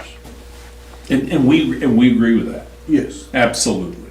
So, as far as how the dispatch operates and the city employing the dispatch, none of that would change. It would all look the same. Whatever that board decided to, however much money that is collected, whatever that board decides to spend on personal services, that all the money would come to the city because you are employing the dispatchers. It's up to that board. It's not up to me, it's not up to anybody else, it's to that board. So if they want to set money back for capital outlay, they have the choice to do that. And then they can use those funds to make these upgrades that are coming down the pike. If they choose not to set money back for capital outlay, then it would be up to the city and the county to come up with those funds to make those upgrades. And it's written in that agreement that we share those costs equally. Now, where we differ at is on the way we drafted it was we went through the call logs and looked at how many calls come into the dispatch. 2/3 of them, or 3/4 of them, were for the city. We agreed to pay for 2/3 of those duties. That's where we come up with our dollar figure to kick into this. So, right now, you're not getting any of that at all from us. So that's where we come to you and say, we want to create this partnership, we want to be a better partner in this, and we want to take some responsibility in it. That's what this is all about. It's just creating that partnership. And you mentioned open to the public transparency. That board would be open meetings. Everything would be out in the open, where anybody that wanted to see how that money was spent, they could see it. What I envision happening in that board every time we meet is, Mr. Treasurer, what's your report? Okay, we had X amount of dollars come in, we had X amount of dollars come out, we got X amount of dollars left. Just like every penny that's spent from taxpayers should be treated. I mean, there should be nothing, there should be transparency completely on it. Here's how much money we brought in this month, here's how much money we spent, here's how much money we have in surplus. Thank you. I mean, that's to me, that's how I envision this board at the end of each month or at the end of each meeting, coming up with that transparency, that ability to tell our constituents when they say, hey, where's that E911 money go? We can say, watch the meeting, or come to the meeting, as opposed to the way it is now. Well, I mean, it goes to the city and the city spends it on dispatchers. There's got to be some sort of paper trail, as far as I'm concerned. There's got to be a paper trail. And that's what the E911 board envisions, all of this coming together into that paper trail. Just so you understand our position on the point that you raised, like our fire department EMS, we have to pay them X amount of dollars, whether or not they go to one call or no calls. So, that dispatch has a certain cost, and so dividing it up among what they do, it's a way to look at it. There, you can look at statistics and things. You can cut it any different ways. Yeah. From our side, of course, with the past being the past, we have paid the lion's share for years and years and years, and And so, you know, at least Russ looks at it as there's a cost, and that cost should be shared. So I went back and looked at the numbers that Russ sent out as far as the last 15 years that you guys have spent. And I applied it to this agreement. If this agreement would have been in place 10 years ago, you all would have saved a little over $1.2 million. Yeah. With this agreement that we're proposing, that's what your savings would have been. You still would have had to spend your utility, is that what you call it, utility tax money? Well, it's just transferred dollars Yes, from our. you still would have had to electric use utility. some of that, but you wouldn't have had to use near as much. So, I mean, that's what we're looking at here with this proposal. And this doesn't diminish any services, it doesn't take anything away, it actually enhances the whole system, and it saves the city money. To answer your question, you hear him say that we're willing to put money in, well, that's the root of it. I mean, in 10 years, it would have saved $1.3 million of city money. That would have came from the county. And if there's concerns, I know Bryce had brought up the agreement and jail stuff, that can be negotiated. If there's concerns on the jail bed and if that's, but I feel like that's a separate issue as far Yeah, I as. feel like it's just getting in the way. Take it out. Yeah, so. Let's not even talk about that. So that's perfectly, fine. I don't want that to be something that keeps being brought back to in regards to what we're trying to accomplish here. I think if there's money coming in, like especially tax dollars specifically dedicated towards E911 services, then some of those outlying things should kind of get pulled out. So we're not getting in the weeds about like, well, let's throw this in, let's throw this in. Kind of like, when this agreement was originally made 15 years ago and they're trying to make things even by throwing extra things in, let's strip all that out and just look at the root, which is dispatch, the equipment for the dispatch. It really does. Kind The of dispatchers, services. right? Yeah. Curtis, to answer your question about you're trying to find out information, I mean, when I presented this to you last month or whenever it was, there's only been 3 people reach out to me to ask me anything about this. I've talked to a couple people. I did not talk to you. I mean, I just, when the presentation was made, and I don't want to keep kicking a dead horse. I've already told you all my position on it. I would love to see a partnership. It's just, when the presentation was done on it, the main thing was how much money would be put in, and I just wanted more details. And I know you're saying you can't provide a lot more details because you don't know what that plan is. and it wasn't fair to you all last time because from what I understand, you didn't see the agreement until that night. Right. I didn't know that when I walked in here. You guys hadn't seen it. So, now that you've had time to look at it, please ask me whatever you want to ask me. Because that's all we're trying to do here is create that partnership, provide a good service for Noble County. That's all we're trying to do. So, and I apologize, earlier when you were talking, just for clarification, there were some we's and they's in there. And I'm trying to make sure where the we's or they's were county or the board when you were talking. And so you mentioned kicking, so more's coming in. Where's the county getting the funds from to apply more? It'll come from our general fund. From the general fund? Okay, so that'd be, okay. So there is and maybe I missed that, there is a pocket of money that's specifically coming from the general fund over the E911 fund? This is one thing that Bryce and I are going to disagree on. He keeps talking about the jail sales tax, okay?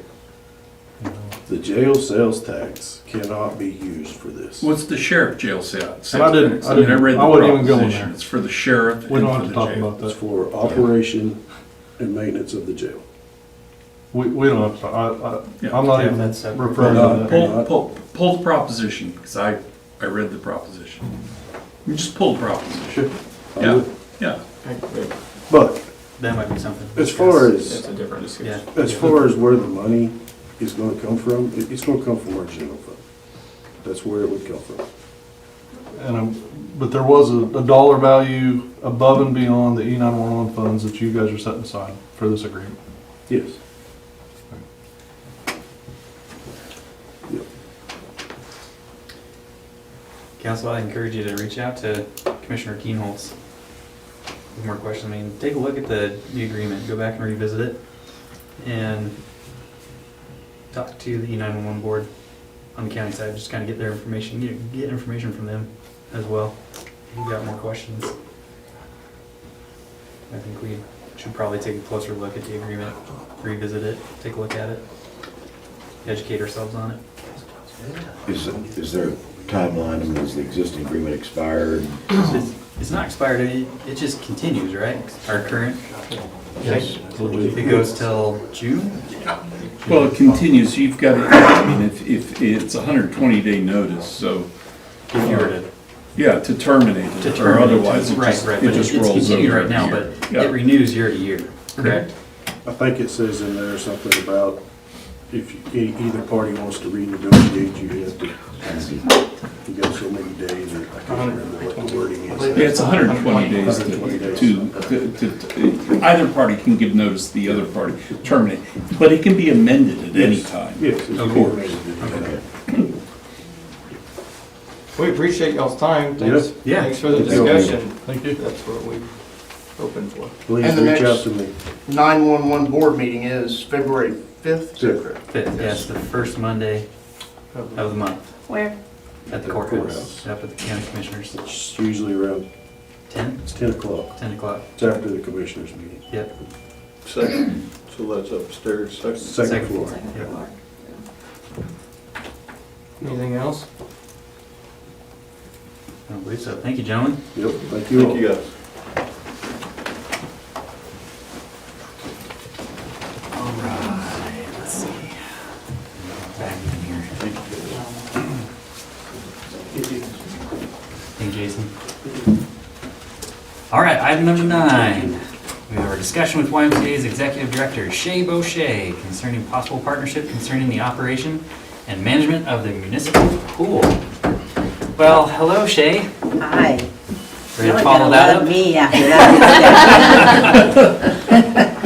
So, the Board of Directors of the Y and myself would like to open up a conversation with the council about a partnership this summer with potentially the Y managing the public pool. Yeah, this has been brought up to the, I don't think it's been brought to council before, but it's been brought up to the city before, as far as Y partnering in, as Shay said, managing the pool. So providing the lifeguards, and what that partnership would look like. Personally, I think it's a great idea to have that partnership with the Y. It would save us from having to find lifeguards and having to train lifeguards. I mean, they're only seasonal employees anyway, and the YMCA has, they have lifeguards there year-round, and they're the ones that provide the training for our lifeguards that we hire anyway. But as far as how it would look, I think it would be good for us as a council, or that we have a committee for that, set that up to meet with the Y and kind of hammer out the details. Currently we have, Sammy's started meeting with Shay a little bit on that. Derek and Christy have expressed interest in that as well. Is there anyone else that would like to be a part of that? Jeanette? We'll probably, let's see, that'd be 3. 1, So, 2, 3. Is that yeah. good? Yeah, that would be good. Is I that mean, too many? We could have one more if we wanted to, but if there's The another one. idea. Patty, you want to be on that committee? You can. I mean, that's part of your department. Yeah, that'd be good to shoot. Right, to talk about the Sure maintenance of it as well. But just kind of get your guys' thoughts. Do you see any issues with that, or? So, It sounds like a great idea. and previously, I think one of the things that was missing when this came up was we did not have that separated out from the general parks and now we have all that separate and identifiable, so that should be easier. Yes, budgeted revenues at $8,000 and expense of $57,769. We'd love for you to take that off. We'll take on part of that. Y'all can have the cool part. But again, as, you know, as part of our strategic plan, you know, building those partnerships, I think this is a good opportunity for us to do that within the community and show that. So our purpose of putting this on the agenda tonight was to just kind of bring that forward and be open and transparent about that. That's something that we would entertain and want to do. And that would have to go back to your board, correct, and your committee to actually, you know, hammer out the details on what that would look like. But I believe we have the blessing from the council to. So the Y would take over every aspect of the pool, right? Not every aspect. There's different models that are out there that we can look at. I mean, Right. some are contract, some are, the Y handles the day-to-day operations, but not the mechanical pieces of the actual pool Right. or the cost involved with that. Right. Because I have one of those and I know what those costs look like. Maintaining a pool can get pricey. This isn't new for you either, I don't think, right? I mean, Right, you guys right. have done this with some other Yes, other absolutely. cities as well. Well, when I worked for the YMCA years ago, at that time, they were running Morrison and Billings. All I'm right. sure there'll be some separation because, you know, there's also the concessions that are in there as well. But that can get fine tuned in the committees. So we'll get together and then eventually we'll need the MOU, of course, to move into it. But summer's, like for us, is already here.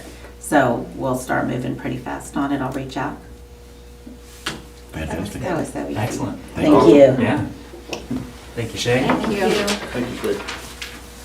Okay, item 10, consider approval, ordinance number 2024-01 of the City Council of the City of Perry, Oklahoma, amending Chapter 10, Article 3 of the Perry Municipal Code 2022 by the addition of a new section 10-305A entitled Library Theft, providing for the misdemeanor of library theft, providing for repealer, savings, codification, severability, and declaring an emergency. So this is what we talked about in the library meeting about the $500 fine for those. Motion to approve everything you just read. All right. Second.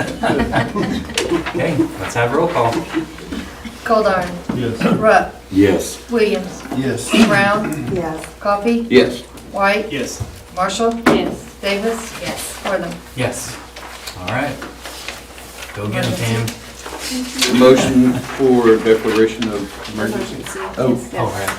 Second. Okay, roll call for that. Goldar. Yes. Rupp. Yes. Williams. Yes. Brown. Yes. Coffee. yes. White. Yes. Marshall. Yes. Davis. Yes. Wortham. Yes. Okay. Item 11. Here goes another long one.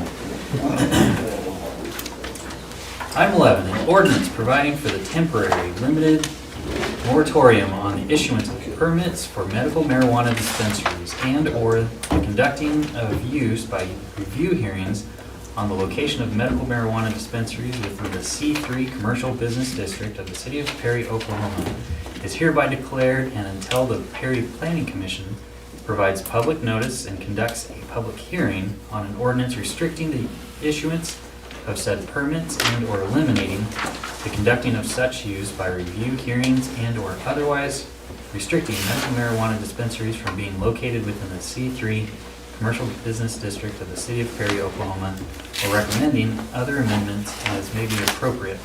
And this Perry City Council receives the Perry Planning Commission recommendation and considers any appropriate amendments to its ordinances governing, permitting, and the location of medical marijuana dispensaries within the C3 Commercial Business District of the City of Perry, Oklahoma, providing that the required notice, public hearing, recommendation, and consideration of such ordinance shall occur within the next 3 months, and this moratorium shall no longer be effective on and after May 1st, 2024, providing for savings clause severability and declaring an emergency. There you go. Did you guys get all that?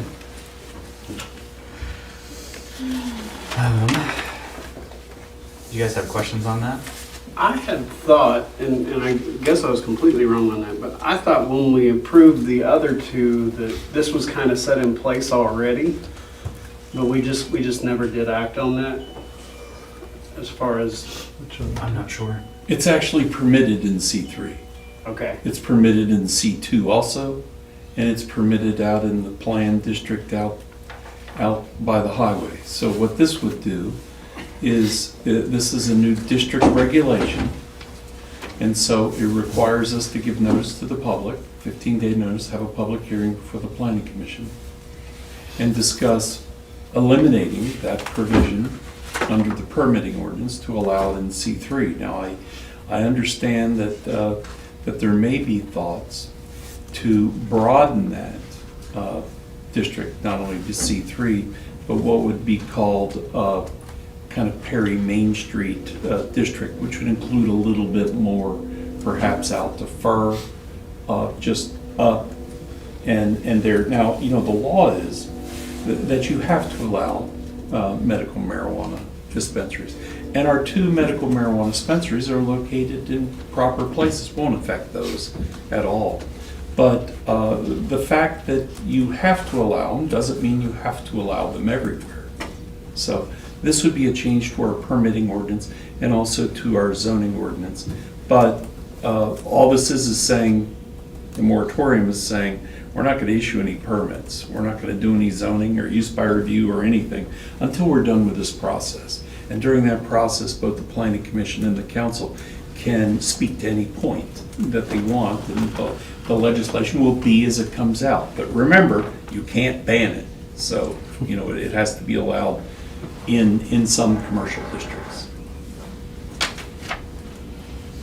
So I would recommend. And this would not affect any current business? No, it will not affect current businesses, that's correct. This is just a temporary limited, so just until May 1st. Of 2024. Of 2024, that we're putting temporary limitations on the C3 district. Which is currently is the downtown square. Is that the only C3 district is downtown? Mm-hmm. Yeah, that is the central business district. So that's the only one that's zoned Yes. C3? Yeah, that's correct. And But it's it just may, a but it square. may extend a little bit out there, depending on how the regulation works. It may, like, a C3 does not extend to FERC. And if the thought is to extend it to FERC, or to extend it perhaps one more block to the west of the square, perhaps one more block to the east of the square, I haven't seen it. It's what's considered classic Main Street, the Main Street district. And that district will have to be defined both by map and by words, and if that's what you choose to do, and be made a part of this ordinance. So it may be C3 and those, and the area within C2 as demonstrated by the map attached to your 2. So it could be broader, but that all depends on comments, on what you want to do, on how you seek to regulate it. But, you know, all that can be done during the process. So it may be something a little larger than C3. So this moratorium then is for the zoning to establish those things? Yes. And a portion of that talk is to make, so obviously a part of its preservation, historic preservation and things like that, and the Main Street district seems to align with that.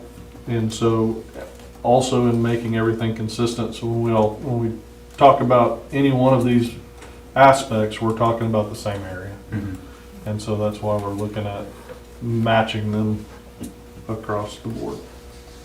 I'll make a motion that we adopt the ordinance providing for a temporary limited moratorium on the issuance of permits for medical marijuana dispensaries.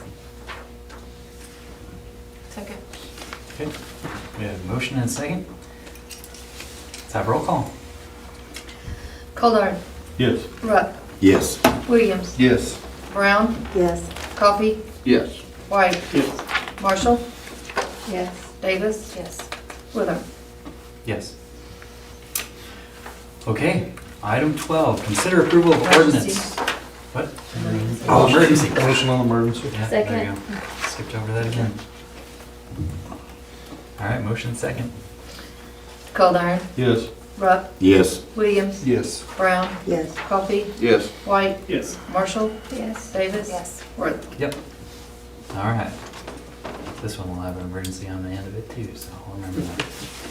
Item 12, consider approval of ordinance number 2024-03 of the City of Perry, Oklahoma, amending Chapter 9 of the Perry Municipal Code 2022, providing for granting a non-exclusive permit to cable television operators for the operation of a cable system and providing for the permitting article, by the addition of a new Article 7 to be entitled CATV Permitting Article, providing for Section 9-701 definitions, providing for Section 9-702 grant a permit, Section 9-703 build-out requirements, Section 9-704 term and acceptance, Section 9-705 favored nation clause, Section 9-706 change of law, Section 9-707 renewal of permit and notice, Section 9-708 standards of service, Section 9-709 permit fee, Section 9-710 rates and charges, Section 9-711 sale and transfer of permits, Section 9-712 compliance and monitoring, Section 9-713 issuance, insurance, indemnification, bonds, and surety, Section 9-714 public, government, and educational access, Section 9-715 emergency alert, Section 9-716 preemption, providing for repealer, savings clause, codification, severability, and declaring an emergency. Can you repeat that? No. I don't think I could. You guys will. What a section. So moved. You're not gonna read it all? All right, we have a motion, Second. bunch of seconds. Any questions? Have a roll call. Emergency. We'll Goldar. get Not there. yet, not yet. Damn. Goldar. Yes. Rupp. Yes. Williams. Yes. Brown. Yes. Coffee. Yes. White. Yes. Marshall. Yes. Davis. Yes. Wortham. Yes. Now. Declare an emergency. So moved. Second. Sorry. Okay. Goldar. Yes. Rupp. Yes. Williams. Yes. Brown. Yes. Coffee. Yes. White. Yes. Marshall. Yes. Davis. Yes. Wortham. Yes. Item 13, consider approval of a side agreement letter concerning Optimum Seabridge's duties to provide CATV at 11 locations during the term of the licensing ordinance and without charge. Is that the current provider at those locations? Yes. And this is just cable TV Yes, that's correct. and not the, Yeah, we can't require internet or conductivity under a cable agreement. okay.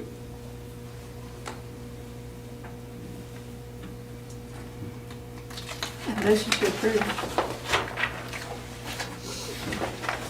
We have a second? Second. Okay. Roll call. Goldar. Yes. Rupp. Yes. Williams. Yes. Brown. Yes. Coffee. Yes. White. Yes. Marshall. Yes. Davis. Yes. Wortham. Yes. Item 14, approve the following invoices by Myers Engineering Consulting Engineers Incorporated. Perry 11th Street Drainage Assessment for $3,613.90. Perry Water System Improvement Phase 2 for $4,800. And the Second Maple Drainage Evaluation, $2,685.10. Motion to approve. Second. Okay, roll call. Goldar. Yes. Rupp. Yes. Williams. Yes. Brown. Yes. Coffee. Yes. White. Yes. Marshall. Yes. Davis. Yes. Wortham. Yes. Item 15, authorize payment of $33,290 to Parish Electric for purchase of 200 HPVD motor and labor to repair the second pump at the McMurtry Pump House. As you remember, we declared an emergency and we got the pump as they were installing it. And that's why Vernon's here to help answer any questions. But as they were installing the one we bought, the Second one that was there went bloop and it went out. So Vernon came to me and says, guess what? So Parish got us another quote for another one. So we'll have 2 new pumps, we can get farts on and stuff, right? Well, it'll be, it's not the pumps, it's the drives, VFD drives, so yeah. The ones we had were original, the one we put that out, that was like 2003. The circuit board on the VFD of one burn up, on one burn up. And we've been trying for quite some time to get it repaired, somebody kept putting it off to approving it. So we finally got it. We had to shut pump 2 down so we could disconnect the control wires while we were to put 1 in, and as soon as we did, it would not come back up. Circuit board was burnt in the same spot as the other one was. We called WIT out of down in South Oklahoma, western Oklahoma. They tried to find just parts to repair that. He never could. Randy come and took it, tried to call his people. It's so outdated we couldn't repair it. So now we're back down to the one pump again.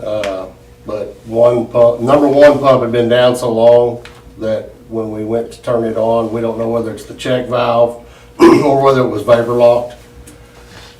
So we've taken 2 and put it on number 1 drive because at that time we needed to be pumping. So until I get another drive, I can't exactly say what's wrong with the other pump. I mean, I don't believe it's much. We hadn't run it in a couple of years because the drive was bad. So today we're still only operating with 1? Yes. This would get us. That would get us back to 2. Once I get the drive in, then I can determine. I've called a couple of the other guys that work on our pumps, and he's giving me some stuff to try. Once we get power back to it, he's thinking it's just air locked. Once I get power to it, I can open the air bleeder, turn it on, see what it does. It's either that or the check valve. I mean, it's one of the two. I mean, the pump had been rebuilt and put back in probably 3 or 4 years ago. So I know it's a good pump and motor. It's either air locked or it's the check valve. Does this parish have everything on hand to? No, he had the first one on hand, and I talked to him in the last week. He said it'll be a 2 to 3 week lead time on the second drive. So. And I think Joe, I'm sorry. Oh, go ahead. I think Joe asked this last time, but this doesn't give us one sitting on the shelf that we. No. This just gets the 2. This just gets the 2 up and running. And do the 2 run all the time together? No, well, we can run them together. That's just depending on what we're doing at the water plant. So them pumps are what pump from Lakeland Mercury to Perry or to CCC. So depending on where we're at on our levels at CC, we may only have to run 1. Most of the times we just run 1 at the lake and 1 on 86. We have the booster and then main pump, which runs us about somewhere between 1,800 to 2,300 gallons a minute into the lake. We're probably never going to be pulling that much from CC to the plant. I mean, it could happen, but we haven't had to at this point, so far.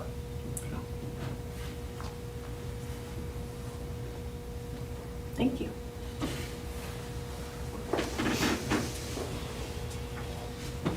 Do we have this money? Yes. It's coming out of his budget, so, yes. Motion to approve payment of $33,292 Parish Electric. Second. Okay. You may not get your council check next month. It's all right. Okay. That won't need to cover it. Send up with a paper wire to it. No. Roll call when you're ready, Christie. Goldar, Yes. Ruff, Yes. Williams, Yes. Brown, Yes. Coffee, Yes. White, Yes. Marshall, Yes. Davis. Yes. Worthing. Yes. Okay, item 16, any new business? Item 17, consider convening into executive session to, 1, discuss the appointment of a city manager, including the review of any applications received to date, and discuss any candidates so interviewed or provide for interviews if appropriate. And 2, for the purpose of conferring on a matter pertaining to the economic development of the city of Perry, including the transfer of property, financing, and creation of a proposal to entice a business to locate within their jurisdiction if public disclosure of the matters discussed would interfere with the development of proposal. Private arena to be located in the Interstate 35 corridor and which would promote economic and tourism development. So moved. Second. All right, roll call for that? Goldar. Yes. Rupp. Yes. Williams. Yes. Brown. Yes. Coffee. Yes. White. Yes. Marshall. Yes. Davis. Yes. Wortham. Yes.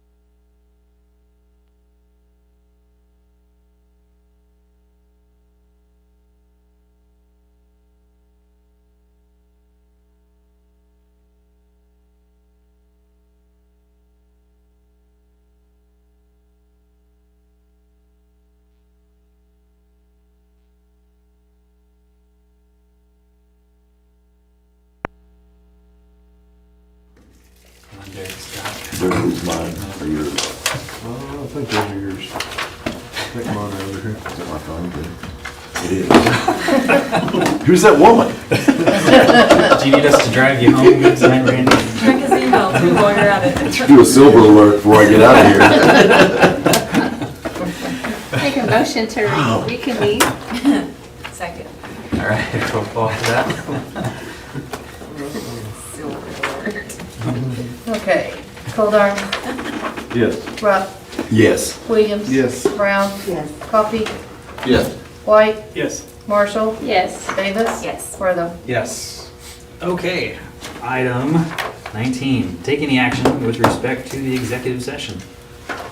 Motion to instruct the city attorney to draft an economic development agreement with Carolina Arena for our approval. Second. Okay. And Goldar. Yes. Rupp. Yes. Williams. Yes. Brown. Yes. Coffee. Yes. White. Yes. Marshall. Yes. Davis. Yes. Wortham. Yes. Okay, item 20, adjourned. So moved. All right, roll call for that. Goldar. Yes. Rupp. Yes. Williams. Yes. Brown. Yes. Coffee. Yes. White. Yes. Marshall. Yes. Davis. Yes. Wortham. Yes. Okay. Here goes our regular meeting for the Perry Municipal Authority, January 16th, 2024. Yep, we got two more agendas to blast through real quick. 10:05, let's call this meeting to order and have roll call. And Goldar. Here. Rupp. Yes. Williams. Here. Brown. Here. Coffee. Here. White. Here. Marshall. Here. Davis. Here. Wortham. Here. All right, we've got a quorum. Stop. Look down. Let's start with our consent agenda. Motion to approve? Second. Roll call, when you're ready. Goldar. Yes. Rupp. Yes. Williams. Yes. Brown. Yes. Coffee. Yes. White. Yes. Marshall. Yes. Davis. Yes. Wortham. Yes. All right. Item 2, consider approval of the pole attachment agreement with Seabridge Acquisitions LP. So moved. Second. Okay. Roll call. Goldar. Yes. Rupp. Yes. Williams. Yes. Brown. Yes. Coffee. Yes. White.